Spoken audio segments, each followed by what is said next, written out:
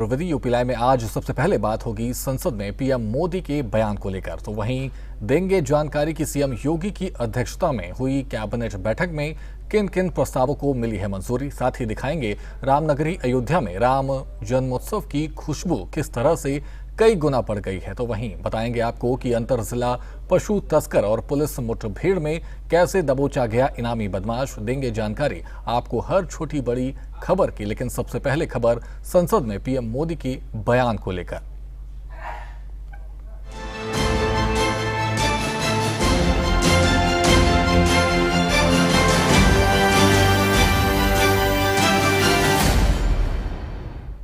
पश्चिम Asia में जंग के हालातों को लेकर पीएम मोदी ने सोमवार को लोकसभा को संबोधित किया, जिसमें उन्होंने पश्चिम एशिया के हालात को लेकर चिंता जाहिर की। साथ ही उन्होंने दुनिया के देशों से जल्द समाधान करने की अपील की है, जिससे युद्ध पर विराम लग सके।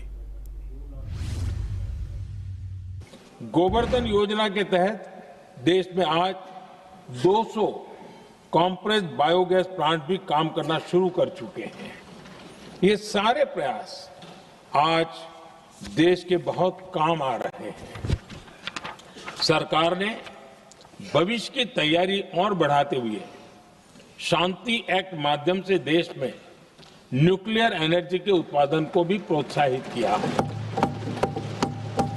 कुछ ही दिन पहले small hydro power development scheme को भी हरी झंडी दी गई है, जिससे अगले 5 वर्षों में 1500 मेगावाट नई हाइड्रो पावर कैपेसिटी जोड़ी जाएगी।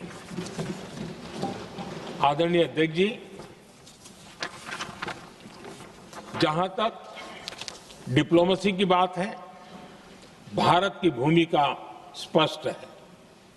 शुरुआत से ही हमने इस संघर्ष को लेकर अपनी गहरी चिंता व्यक्त की है। मैंने स्वयं भी पश्चिम एशिया की सभी संबंधित नेताओं से बातचीत की है। मैंने सभी से तनाव को कम करने और इस संघर्ष को खत्म करने का आग्रह किया है। भारत ने नागरिकों, एनर्जी और ट्रांसपोर्ट से जुड़े इंफ्रास्ट्रक्चर पर हमलों का विरोध किया है। कमर्शियल जहाजों पर हमला और हॉर्मुज स्ट्रेट जैसे अंतर्राष्ट्रीय जलमार्ग में रुकावट अस्वीकार्य है। भारत डिप्लोमेसी के जरिए युद्ध के इस माहौल में भी भारतीय जहाजों के सुरक्षित आवागमन के लिए निरंतर प्रयास कर रहा है। अध्यक्ष महोदय, भारत हमेशा से ही मानवता के हित में और शांति के पक्ष में अपनी आवाज उठाता रहा है। मैं फिर कहूंगा कि बातचीत और कूटनीति ही इस समस्या का समाधान है।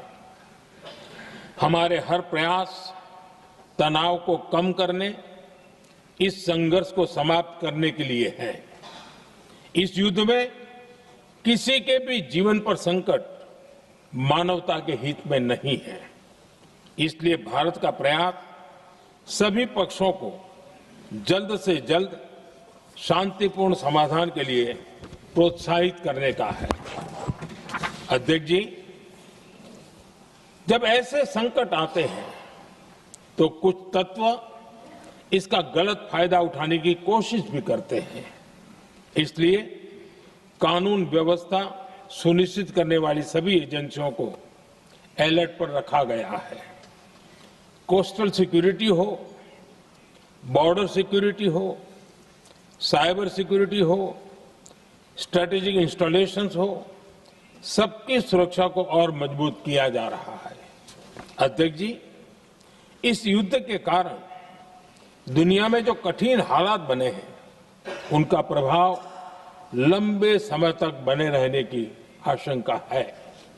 इसलिए हमें तैयार रहना होगा, हमें एकजुट रहना होगा।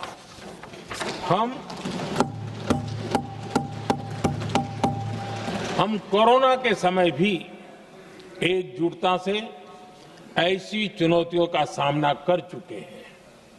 अब हमें फिर से उसी तरह तैयार रहने की आवश्यकता है।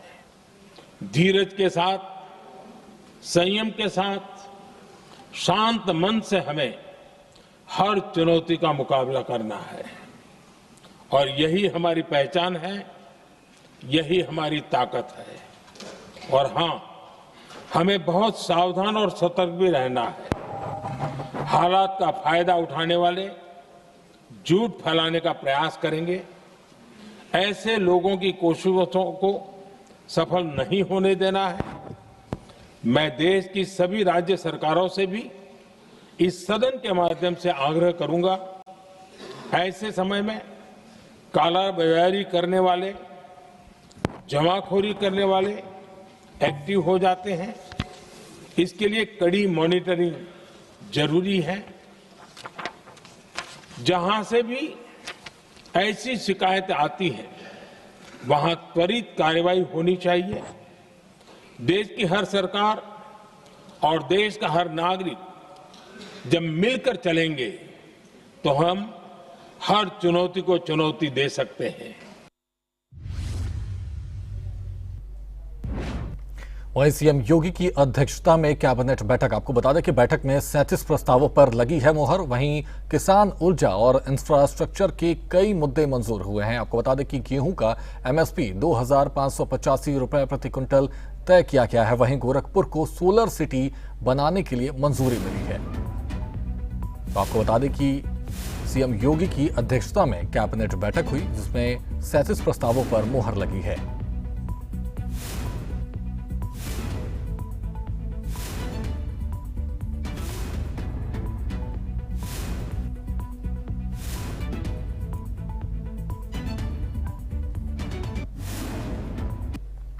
वहीं रामनगरी अयोध्या में राम जन्मोत्सव की खुशबू चारों ओर बिखरी हुई है और इस बार इस खुशी में ब्रज की मधुरता भी शामिल हो गई है। श्री कृष्ण जन्मभूमि मथुरा से भगवान राम के जन्मस्थान के लिए दिव्य प्रसाद भेजा गया। प्रसाद की इस यात्रा में रामलला के दरबार में कलाकारों ने ऐसी मनमोहक प्रस्तुति रची कि बांसुरी की तान सुनकर श्रद्धालु झूम उठे और गोपियों का रास देखकर आंखें नम हो गई। राम और कृष्ण धाम के बीच इस प्रेम पर देखिए हमारी खास पेशकश।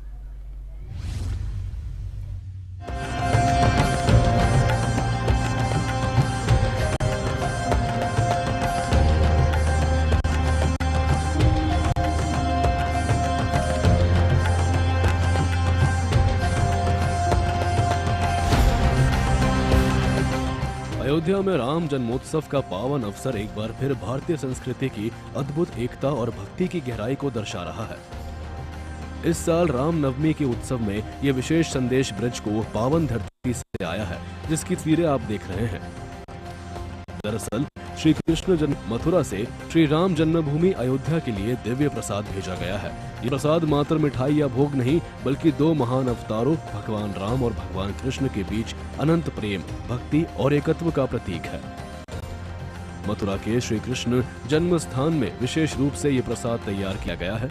लड्डू, पेड़ा, पंजीरी और अन्य दिव्य व्यंजनों से भरा प्रसाद अयोध्या पहुंचाया गया है। उत्सव की शोभा को और बढ़ाते हुए राम जन्मभूमि परिसर में कलाकारों ने कृष्ण लीला की जीवंत प्रस्तुति दी। बांसुरी की मधुर धुन, गोपियों के साथ रास, माखन चोरी की लीला, कंस वध तक हर दृश्य इतना जीवंत था कि उपस्थित भक्त भाव विभोर हो उठे। कलाकारों के रंग बिरंगे वेशभूषा, नृत्य की लय और भक्ति से भरे भाव ने ऐसा माहौल रचा कि रामलला के दर्शन के साथ साथ कान्हा की बाल लीलाएं भी आंखों के सामने नाच उठी। नवाचार हुआ है श्री कृष्ण जन्मभूमि और श्री राम जन्मभूमि के मध्य। कन्हैया की जन्मभूमि से रामलला की जन्मभूमि के लिए रामनवमी उत्सव में प्रसाद भेजा जा रहा है। मथुरा के सिद्धस्थ कारीगर, जन्मभूमि के सिद्धस्थ कारीगर धनिया की पंजीरी का निर्माण श्री रामलला की रसोई में कर रहे हैं, जिसकी सभी सामग्री और कारीगर जन्मभूमि से भेजे गए हैं। ठाकुर जी के प्रिय लड्डू, मेवे, फल और वस्त्र आदि सामग्री आज श्री राम जन्मभूमि को भेजी जा रही है, जो रामनवमी उत्सव में निश्चित रूप से प्रमुखता से ठाकुर जी को अर्पित होगी। इस नवाचार से, इस प्रकार के नवाचार से जो पूर्व में काशी विश्वनाथ धाम से भी शुरू हुआ था, सनातनियों में एकता का भाव का संचार होता है, सनातनी गौरव का ज्ञान होता है। और धर्म की रक्षा, गाय की रक्षा के लिए भाव उत्पन्न होता है। सभी सनातनी अपने पुरातन गौरव को पहचाने। जब तक गौ है, धर्म सुरक्षित है, हम सबको गौ रक्षा के लिए कार्य करना ही चाहिए, अपनी अपनी सामर्थ्य, अपनी अपनी सीमाओं के अंदर। और निश्चित रूप से इस प्रकार के नवाचार से सनातनियों के अंदर एकता का संचार तो होता ही है, साथ ही सनातनी गौरव की भी इसमें प्रकट होता है। ये केवल प्रसाद का आदान प्रदान नहीं था, ये विष्णु के दो रूपों राम और कृष्ण के बीच का संवाद था। राम जो मर्यादा पुरुषोत्तम है और कृष्ण जो लीला पुरुषोत्तम है, दोनों ही एक ही परमात्मा के स्वरूप है। मथुरा से अयोध्या तक का यह प्रसाद यात्रा भारतीय एकता का जीवंत प्रमाण बन गया, जहां भक्त एक दूसरे के उत्सव में शामिल होकर खुशी बांटते हैं। ये परंपरा पिछले वर्षों में भी देखी गई है। जैसे राम मंदिर के उद्घाटन के समय मथुरा से 1000 किलो से अधिक लड्डू भेजे गए थे। इस बार भी यह प्रसाद भक्तों के बीच वितरित किया गया, जिससे राम भक्तों को कृष्ण की माखन मिश्री जैसी मधुरता का आशीर्वाद मिला। ब्यूरो रिपोर्ट, सूर्य समाचार।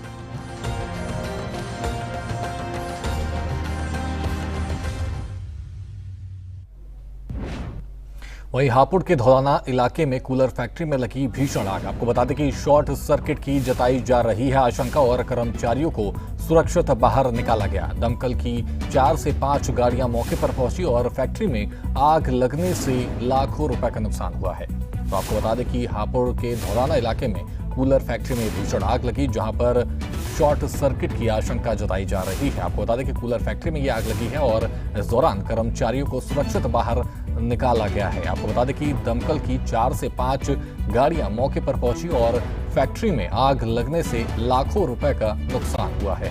तो फैक्ट्री में आग लगने से लाखों रुपए का नुकसान हुआ और आपको बता दें इस दौरान दमकल की 4 से 5 गाड़ियां मौके पर पहुंची, आग बुझाने की मशक्कत करती हुई नजर आई और आपको बता दें कि इस दौरान शॉर्ट सर्किट की जताई जा रही है आशंका। वहीं कर्मचारियों को सुरक्षित बाहर निकाला गया। इस दौरान आपको बता दें कि दमकल की 4 से 5 गाड़ियां मौके पर पहुंची और आग पर काबू पाया। फैक्ट्री में आग लगने से लाखों रुपए का नुकसान। वहीं आगरा के पथौली नहर के पास पुलिस और बदमाशों में मुठभेड़। आपको बता दें कि मुठभेड़ के बाद 3 आरोपी गिरफ्तार और 1 घायल। आरोपियों से हथियार और चोरी का सामान बरामद किया गया है। हाल ही में जौहरी के घर में हुई थी चोरी, वहीं गुप्त सूचना के आधार पर की गई है ये कार्रवाई। तो आपको बता दें कि आरोपियों से हथियार और चोरी का सामान भी पुलिस ने बरामद किया है और इस दौरान हाल ही में जौहर के घर पर हुई थी चोरी। जौहरी के घर पर हुई थी चोरी और गुप्त सूचना के आधार पर की गई है ये कार्रवाई। सूचना हमारे पास थी कि जिन लोगों के द्वारा ये घटना कारित की गई है वो लोग अपना स्थान बदलने के लिए क्षेत्र से पुनः निकल सकते हैं। इसी क्रम में पथौली बिचपुरी नहर के पास एक अज्ञात बाइक सामने से आती दिखी, जिसको पुलिस टीम द्वारा रोका गया। पुलिस टीम द्वारा रोकने के बाद बाइक सवार 3 व्यक्ति बाइक को और तेजी से बिचपुरी की तरफ बढ़ाए और पास ही में एक कट से उसको वो दूसरे रास्ते पर ले गए। पुलिस टीम द्वारा पीछा किया गया, जिनने पुलिस टीम के पीछे के दौरान पुलिस पार्टी पर फायर किया। आत्मरक्षा पुलिस पार्टी के द्वारा भी फायर किया गया। एक व्यक्ति के पैर में गोली लगी। इनसे जब कड़ाई से पूछताछ की गई तो ज्ञात हुआ कि 17 मार्च 2026 को जो घटना कारित हुई थी वो इन्हीं व्यक्तियों के द्वारा कारित की गई तथा ये तीनों व्यक्ति रोहित, अंकित और प्रिंस हैं। रोहित के पास एक अवैध तमंचा बरामद हुआ है तथा घटना में जो इनने अपाचे बाइक प्रयुक्त की थी इसी बाइक से ये लोग थे और घटना में जो आभूषण इनके द्वारा छीना गया था वो आभूषण इनके पास से बरामद हुआ है। प्रकरण में अग्रिम विधिक कार्यवाही। वहीं जौनपुर के अंतर जिला पशु तस्कर और पुलिस में मुठभेड़। आपको बता दें कि मुठभेड़ के बाद अंतर जिला पशु तस्कर गिरफ्तार और पुलिस कर रही थी वांछित आरोपी की तलाश। आपको बता दें कि गिरफ्तार आरोपी पर पशु तस्करी सहित 20 से अधिक मामले दर्ज हैं। वहीं गिरफ्तार आरोपी पर 25,000 का इनाम था घोषित। तो आपको बता दें कि जौनपुर अंतर जिला पशु तस्करी और पुलिस के बीच मुठभेड़ हुई और मुठभेड़ के बाद अंतर जिला पशु तस्कर गिरफ्तार किया गया। आपको बता दें कि इस दौरान पुलिस कर रही थी वांछित आरोपी की तलाश। निरीक्षक पारसनाथ यादव, थाना बरसठी से रात्रि लगभग 10 बजे थाना मोगरा बादशाह को ड्यूटी के लिए जा रहे थे कि रात्रि में ही बंधवा के आसपास कुछ पिकअप सवार के द्वारा उनके साथ मारपीट की और बेहोशी की अवस्था में वहीं छोड़ दिया गया। इसके संबंध में थाना मछली शहर एक मुकदमा पंजीकृत किया गया था। उक्त मुकदमे में जो अभियुक्त वांछित चल रहे थे उनकी तलाश पुलिस के द्वारा की जा रही थी। आज दिनांक रात्रि 22 मार्च की रात्रि लगभग 11 से 12 के बीच में मीरगंज की थाना पुलिस को यह सूचना प्राप्त होती है कि उक्त वांछित अभियुक्त भागने की फिराक में है। थाना मीरगंज के द्वारा थाना मछली शहर को सूचित किया गया और दोनों ही थानों की पुलिस के द्वारा उक्त अभियुक्त की घेराबंदी के लिए प्रयास किया गया। अभियुक्त के द्वारा थाना पुलिस पर फायरिंग किया गया जान लेने की नीयत से। इसके संबंध में बदले में पुलिस के द्वारा भी जवाबी फायरिंग की गई एवं आत्मरक्षार्थ गोली चलाई गई, जिसमें अभियुक्त को पैर में गोली लगी है। अभियुक्त को सीएचसी मछली शहर पर लाया गया है, जहां पे उसका इलाज चल रहा है। अभियुक्त की स्थिति खतरे से बाहर है। उक्त अभियुक्त का नाम आरिफ पुत्र मैनुद्दीन है। ये थाना महाराजगंज के ग्राम लम्हन के निवासी हैं। इनके ऊपर लगभग 20 से अधिक मुकदमे हैं, जिसमें कि गौ तस्करी के मुकदमे भी शामिल हैं। उक्त अभियुक्त 25,000 का इनामिया भी है। इसके साथ ही मौके से एक अभियुक्त भागने में सफल रहा, जिसकी पुलिस के द्वारा तलाश की जा रही है एवं अग्रिम विधिक कार्रवाई की जा रही है। वहीं उत्तर प्रदेश की स्वास्थ्य सेवाओं में एक नया अध्याय जुड़ा है। आपको बता दें कि लखनऊ के लोक भवन में मुख्यमंत्री योगी आदित्यनाथ ने भव्य कार्यक्रम में 1228 नव चयनित नर्सिंग अधिकारियों को नियुक्ति पत्र सौंपे। इनमें से 492 को खुद सीएम योगी ने हाथों हाथ दिए, जबकि बाकी 736 को प्रदेश के 13 राजकीय मेडिकल कॉलेजों और अन्य स्वास्थ्य संस्थानों में लाइव कार्यक्रम के जरिए सांसदों विधायकों ने वितरित किए। इस कार्यक्रम में सीएम योगी ने क्या कुछ कहा, देखिए इस रिपोर्ट में।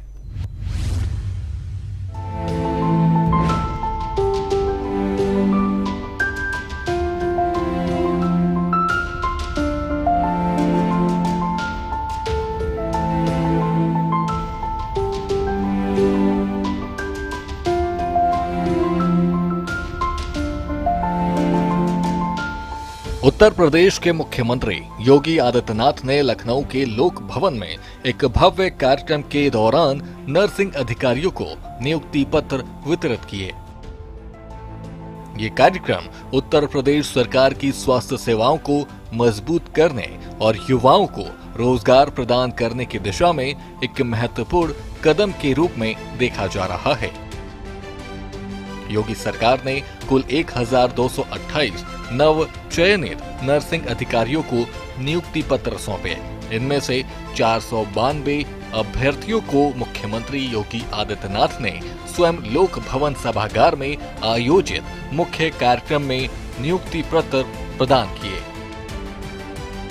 शेष 736 अभ्यर्थियों को प्रदेश के 13 राजकीय मेडिकल कॉलेजों और 2 अन्य संस्थानों में लाइव कार्यक्रम के माध्यम से स्थानीय जनप्रतिनिधियों यानी सांसदों और विधायकों द्वारा नियुक्ति पत्र बांटे गए। मुख्यमंत्री योगी आदित्यनाथ ने कार्यक्रम को संबोधित करते हुए विपक्ष पर निशाना साधते हुए कहा कि हमने प्रदेश को फिरकों में बांटकर नहीं देखा, हमने जातीय चश्मे से नहीं देखा, हमने क्षेत्रीय चश्मे से नहीं देखा। हमारे लिए तो उत्तर प्रदेश की 25 करोड़ जनता ही परिवार थी और परिवार भाव के साथ उनकी समृद्धि के लिए सरकार ने कदम बढ़ाए। यानी आज के दिन पर दुनिया के अंदर कोई एक ऐसा क्षेत्र जिसमें हम मान सकते हैं कि 100% गारंटी दी जा सकती है कि अगर उसने अपनी डिग्री ली है तो उसका प्लेसमेंट भी 100% सुनिश्चित है, और वह नर्सिंग का क्षेत्र है जिसमें यह गारंटी आज के दिन पर दी जा सकती है। और ये मांग केवल यहीं पे नहीं हो रही है, आज नर्सिंग प्रोफेशनल्स की मांग केवल भारत में नहीं है, भारत के नर्सिंग प्रोफेशनल्स की मांग दुनिया भर में है, दुनिया भर में। अभी मैं हाल ही में जापान गया था, भारी पैमाने पे वे डिमांड कर रहे हैं, जर्मनी में डिमांड कर रहे हैं, कोरिया में डिमांड कर रहे हैं।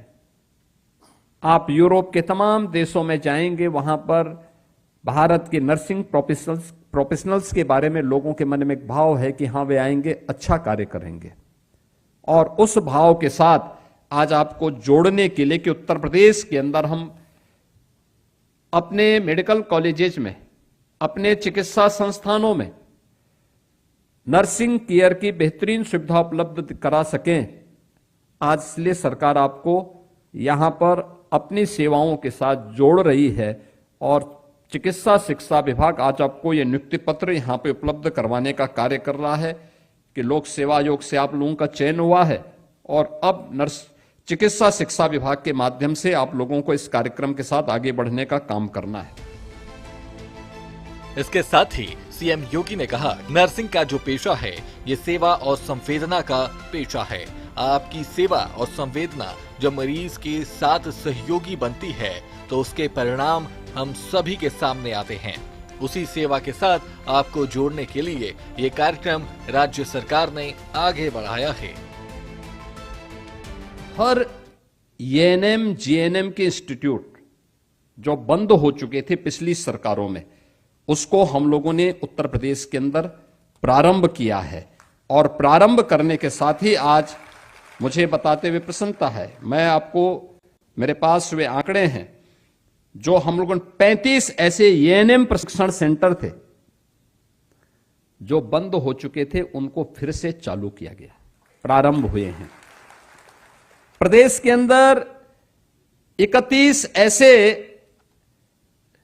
नर्सिंग कॉलेजेस फिर से, यानी उनको नए सिरे से निर्माण कार्य हो रहा है। नर्सिंग कॉलेजेस, मेडिकल कॉलेज है तो मेडिकल कॉलेज के साथ नर्सिंग का भी जितना महत्व मेडिकल कॉलेज का है उतना ही महत्व नर्सिंग कॉलेजेस का भी है और उतना ही महत्व पैरामेडिक्स के इंस्टीट्यूट का भी है। एक साथ चलेंगे क्योंकि ये बैकबोन है पूरी सिस्टम का। अगर एक डॉक्टर उस सिस्टम का हेड है तो उसका बैकबोन के रूप में कोई काम करता है तो नर्सिंग स्टाफ काम करता है और उस नर्सिंग को उस बैकबोन के रूप में हमें आगे बढ़ाना पड़ेगा और वह कार्य प्रदेश के अंदर आज सामने आई है। और इसी का परिणाम है कि जब प्रदेश के अंदर ये डबल इंजन की सरकार आई तो उसने हेल्थ केयर को भी प्रायोरिटी के आधार पर आगे लिया। आज उसी का परिणाम में ट्रांसफॉर्मेशन के रूप में हम सबको हर एक फील्ड में देखने को मिल रहा है। रिजल्ट बताता है क्या परिणाम है। मातृ मृत्यु दर एमएमआर या शिशु मृत्यु दर आईएमआर में जो भारी अंतर देखने को मिला है, आज यूपी नेशनल एवरेज के समकक्ष खड़ा हो रहा है। नहीं तो ये अंतर लगभग हम 1/3 में थे नेशनल एवरेज के, क्योंकि कोई सब कुछ तो भगवान भरोसे चल रहा था, किसी को पता ही नहीं था और उन स्थितियों में चल रही थी। आज यूपी के अंदर आप देखेंगे कि यूनिवर्सल हेल्थ कवरेज, इसमें यूपी के अंदर लगभग 9.25 करोड़ लाभार्थी इससे जुड़े हुए हैं। आभा आईडी में, डिजिटल हेल्थ कार्ड में 14 करोड़ 28 लाख इसके आभा आई कार्ड यहां पे जारी किए गए हैं। 976 सीएससी ऐसे हैं जिनमें टेली मेडिसिन की सुविधा उपलब्ध करवाई गई है, टेली कंसल्टेशन की सुविधा वहां पर उपलब्ध करवाई गई है। और यूडीएसपी प्लेटफॉर्म पर रियल टाइम डिजीज ट्रैकिंग का काम प्रदेश के अंदर हो रहा है। इन नव नियुक्त नर्सिंग अधिकारियों की तैनाती 13 राजकीय मेडिकल कॉलेजों के साथ जेके कैंसर संस्थान और हृदय रोग संस्थान कानपुर में होगी। साफ है कि प्रदेश की योगी सरकार युवाओं को रोजगार और स्वास्थ्य सेवाओं को मजबूत करने के लिए मिशन पर तेजी से आगे बढ़ रही है। ब्यूरो रिपोर्ट, सूर्या समाचार।